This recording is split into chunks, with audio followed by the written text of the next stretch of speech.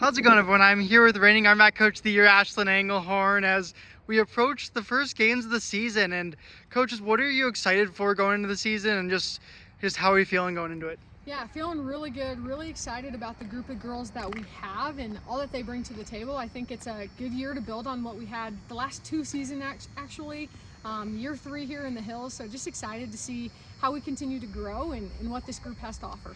You're talking about that, just, you're coming off a historic season, first RMAC tournament, program history, a lot of records broken. How do you build off a year like that? And just what do you use from that year, and then just how do you build off of it? Yeah, I think that's a great question. I think really it's about the program. So how are we building the program every team, even when the team changes?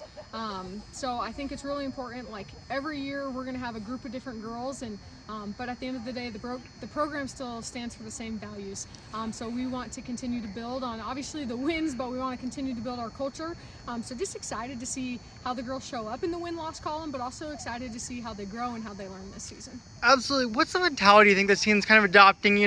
Last year you guys were one of the pick finish bottom in the conference, and you ended up making the RMAC tournament, kind of using that underdog mentality. Just what are you looking now kind of going into this season? Yeah, I think more of like a steady mindset. I'm one of that expects to be in those top 6, expects to get to the tournament, and when we fall short, or if we fall short with our milestones, that we continue to grow and learn through those. I think we have a really exciting group of young ladies who want the best for the program and want to continue to see success. So I'm excited, one, for our senior class, for them to end with a bang, but really for all the girls that we have just here. I think we have a really good sophomore class, really big, really good transfer class. So I'm excited to see how the season goes. You're heading to Minot now, playing a lot of teams that you faced last year. Kind of what are you looking for? What are you expecting kind of going into this first tournament? Yeah, expecting really good softball. Excited to play in a dome. A little bit interesting, but controlled weather, not so cold like it is here in Spearfish. So excited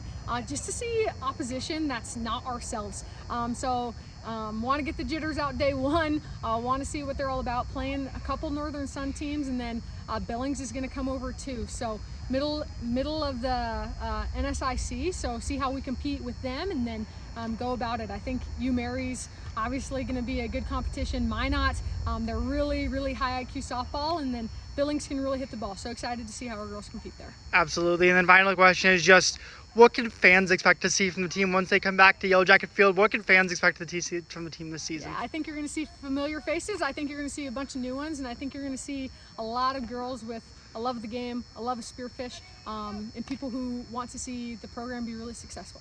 Perfect. Thank you so much, Coach. Awesome. Good luck Thanks, this season. Jack. Thank you.